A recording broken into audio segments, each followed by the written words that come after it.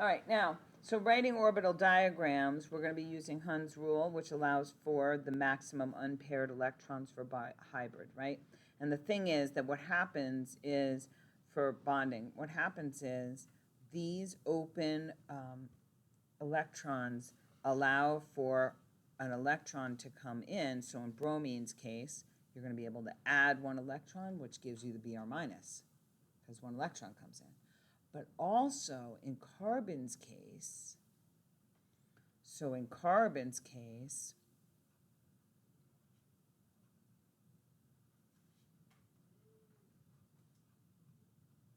you would have up, down, and then up, down, and then up, up.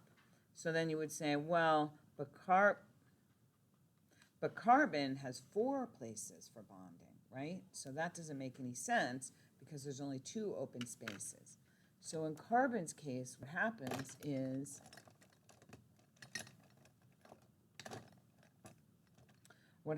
is this electron here moves over here like that, and it's called hybrid bonding, and what you end up getting is this.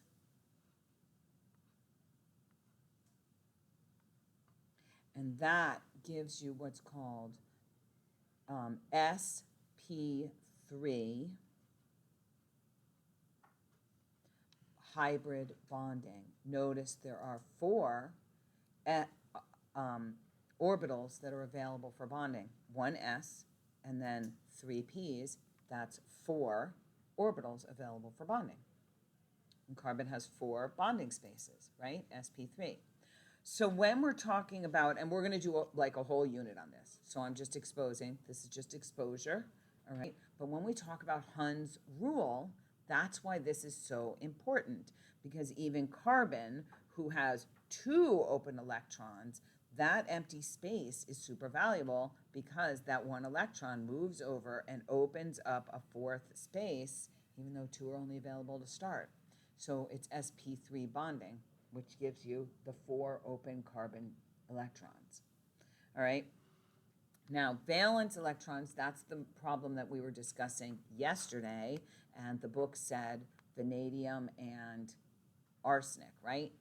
And we were discussing that. So I went last night and checked, and the nasty little man who's in my AP group, who everybody says is a nasty little man, and he was on in 10 minutes at like 8:30 at night. I put up the question, and in 10 minutes he responded, and he said, well, show me an AP question that this applies to.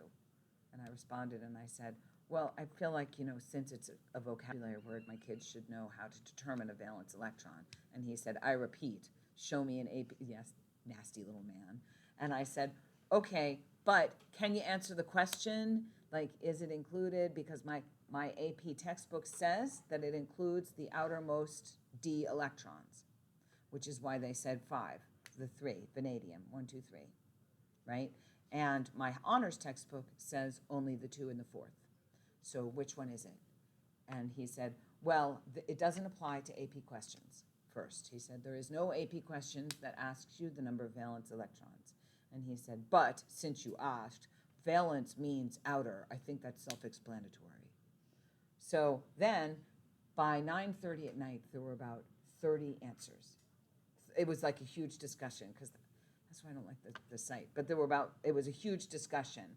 But the general rule is that, like, the overall accepted, I just checked out after a while, but the overall accepted thing was 2. I was right, absolutely. People were like, no, that is not true. Valence means outer.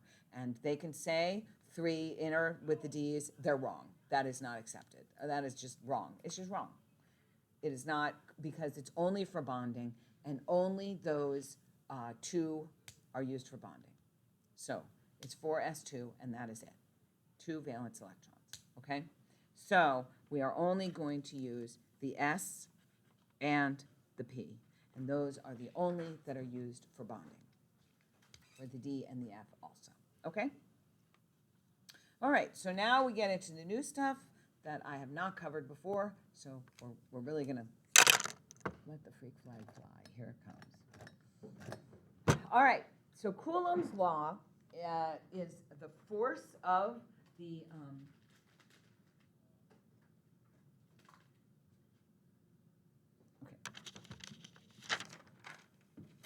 Coulomb's law is about the force, the attractions and the repulsions between the charged particles. And the charged particles are going to be, can be anything between the electrons and the nucleus, right? Or it can be the different particles, atoms together.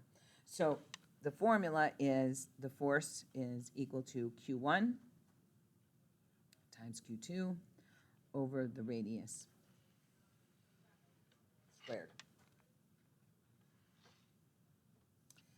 So the thing is that the positive and the negative attract each other, right? And they attract, and then the closer that they are to get, the greater the magnitude, the more the attraction, right? So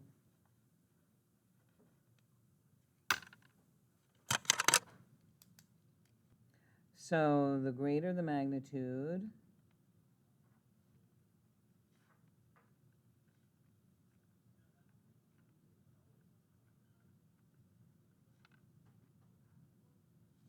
the greater the force of the magnitude, the greater the force of attraction.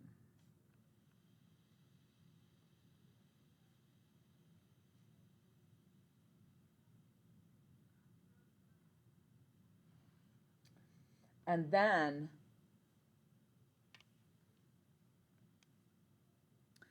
the force is inversely proportional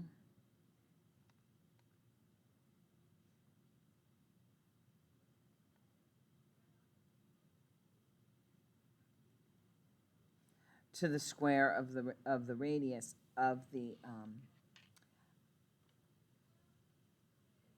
distance. But here's the thing. The distance can be measured in a couple things. It could be measured in the distance of the electrons from the nucleus, and it also could be measured as the distance between so it could be this.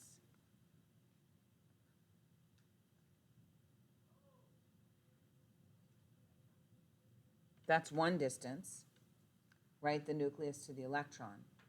But it also could be this distance.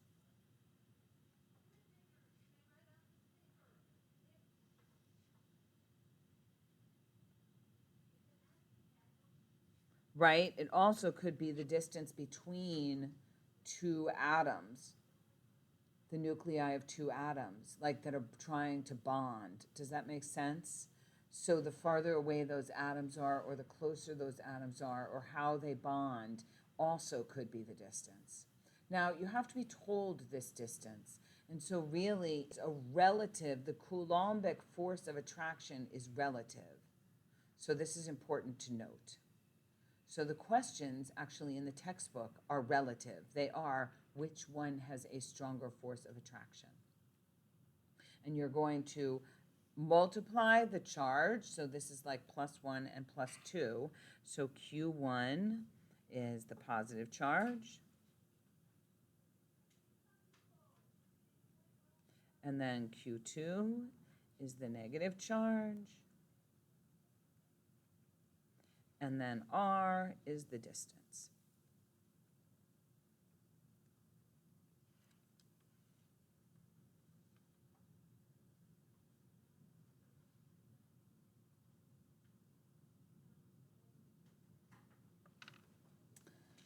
Now, so that'll pretty much do for it's multiplying and then dividing, basically. The one thing that's important to note is the Coulombic charge is going to be negative because you're multiplying these two together, and it's a positive times a negative. And it is the obvious. The more negative the charge, the smaller the charge. Like I got two numbers, and I was like, so is it like it's -0.3 and -0.1? Which one is larger? I mean, I know that sounds weird, But like if you have -3 and -0.1, in our world, that doesn't necessarily mean that -0.3 is larger or smaller. Like which one is, you know what I mean? And it turns out -0.3 is smaller than -0.1. Like that's the way it is. The force is smaller if it's negative. So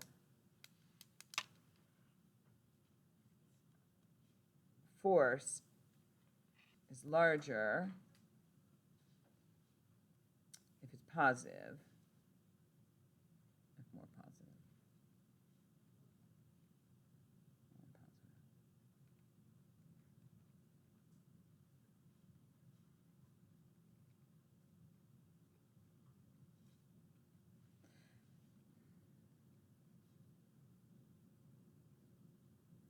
And as I said, this is a relative thing, and sometimes there aren't even numbers attached to it.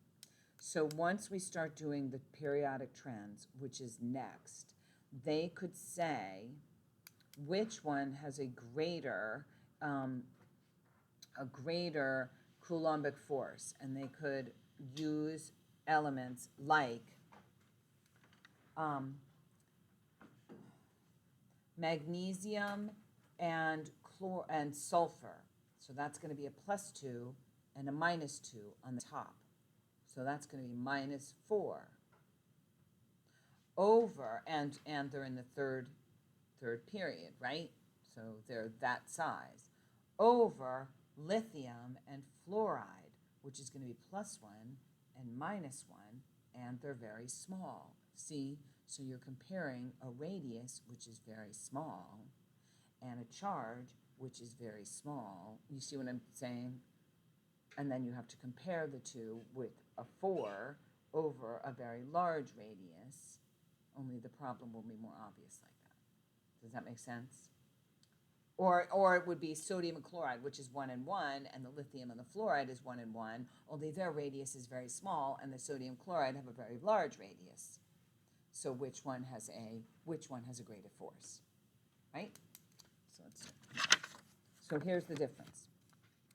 Lithium and fluoride, or sodium and chloride, which one has a greater force? So lithium and fluoride have a +1 and a -1, and their radius is small. Sodium has a +1 and a -1, and their radius is larger. So that means which one has a smaller number? So this one has a smaller number, right? And it's negative. So that means that the force is going to be, should be less. Right? Should be less. Right, because the number is going to turn out to be, they're farther apart, they have the same pull, but they're farther apart. Okay, Does that make sense? Yes. So the force between them is less. Right. Okay. But the number is going to be smaller, right?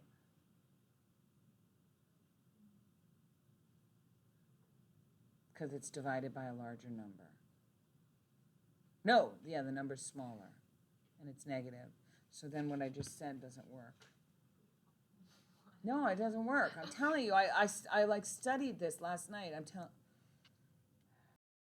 So when we look at trends on the exam, last year when you guys were in honors, I gave you the trends and I gave you very simple explanations, which I'm going to give to you again. But you need more substantive explanations.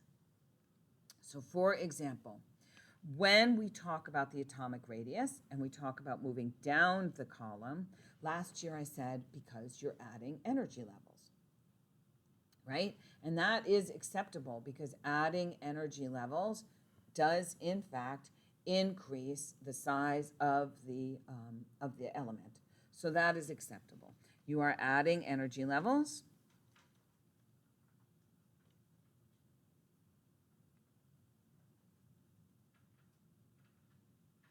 which increases the size. Now, as we move left to right, the atomic radius decreases. And I told you last year, you may remember, that what's happening is the energy level, so just so you know, the energy level moving left to right on the periodic table, the energy level does not change.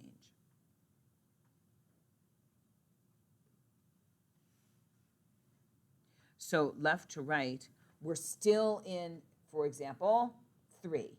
So going left to right from sodium to argon, we're still in energy level 3. But what does change, and this is what I told you last year, is the number of protons in the nucleus increases.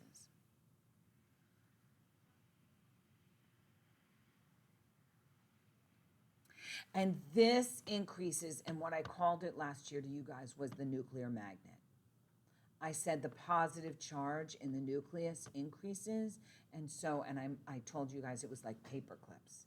So it keeps pulling those paper clips. Remember this? So it pulls those paper clips in closer and closer and closer like this, and just keeps pulling them in, and then we add an energy level, and it goes woof, and it goes back out. And then we start adding protons, and it pulls it in, pulls it in. Remember that? So there are words for this. That is, in fact, correct, and there are actually vocabulary words. So what we need to do is we need to put those vocabulary words in, okay? Because that is a correct explanation, and probably if you use that explanation, you might actually get the points. But what we want to do is put a few vocab words in there for this. So as we move left to right, what happens is the effective charge of the nucleus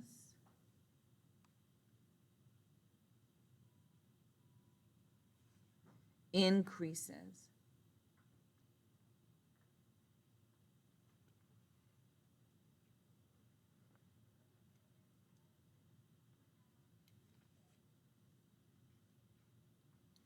While the core electrons stay the same.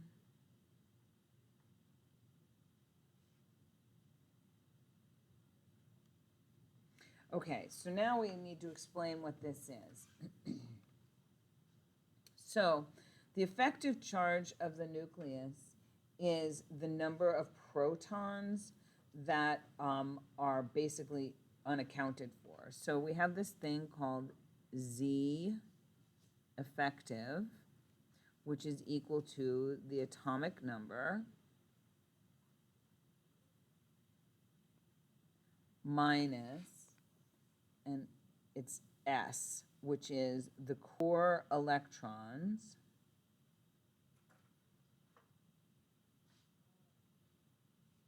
which are all electrons that are not valence.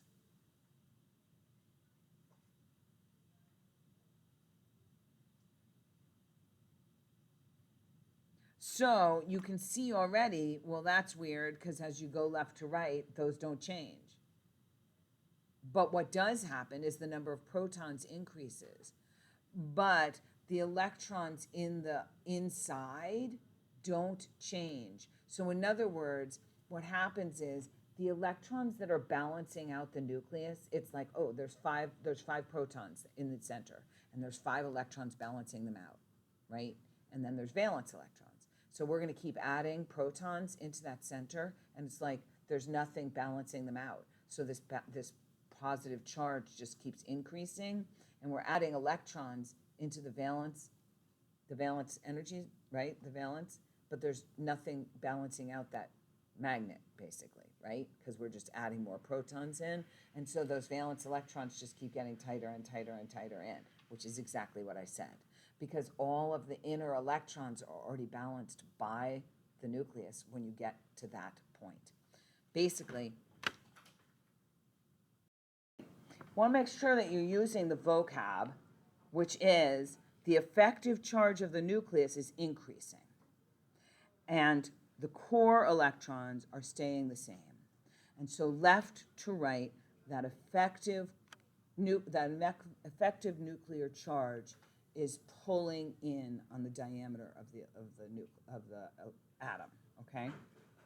So when you have an ionic radius, if you're adding electrons, the radius is increasing.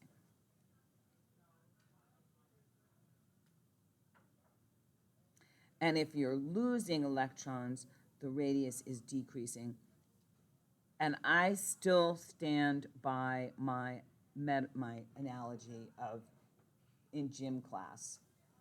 Remember when I said in gym class, when you come in and you're all in a circle and a kid comes in late and you're all in a circle and you're standing there and you're like moving your hands back and forth because you're a kid, and the gym teacher says, oh, look, like here's one, everybody take 2 steps back because we have to add a kid to the circle.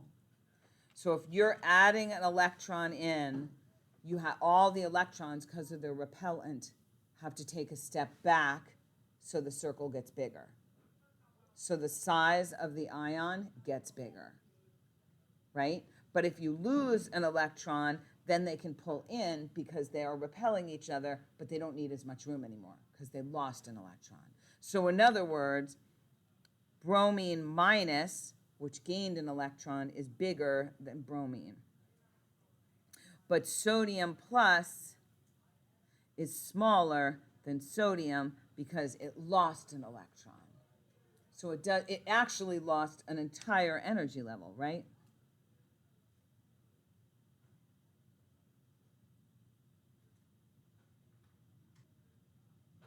So it's much bigger. But even if it's not? Even if it's not. So in other words, even if it's barium, which is +1, is going to be smaller than barium, which is did not lose a whole energy level, right? It only lost 1 electron, and barium +2 lost an energy level, right? Because it's 2 electrons, right? So it lost 1 electron, so it's still smaller. Yes. Okay? All right. So that I'll put up a few for tonight. Let's take a look and see what we have. All right. But this is this is very important stuff. The trends is very important. All right, because there's definitely questions on it, and they are